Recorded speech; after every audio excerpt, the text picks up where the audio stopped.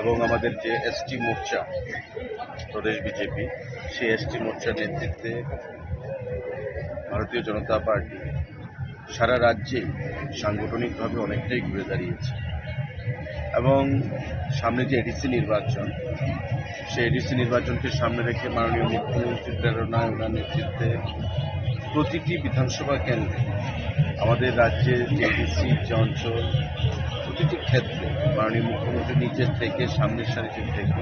নেতৃত্ব দিয়ে চলছেন এবং সাংগঠনিকভাবে ঘুরে দাঁড়িয়ে আগামী দিনে এডিসিতে ভালো ফলাফল করা, সেটাই হচ্ছে আসল লক্ষ্য, আসল উদ্দেশ্য। কারণ মোদিজি বরাবর বলেছেন, বারবার বলে থাকেন আমাদের প্রধানমন্ত্রী, যে সবকা সাথ সবকা বিকাশ। সবকা বিকাশ মানে রাজ্যের জনজাতিদের যদি উন্নয়ন না হয় তো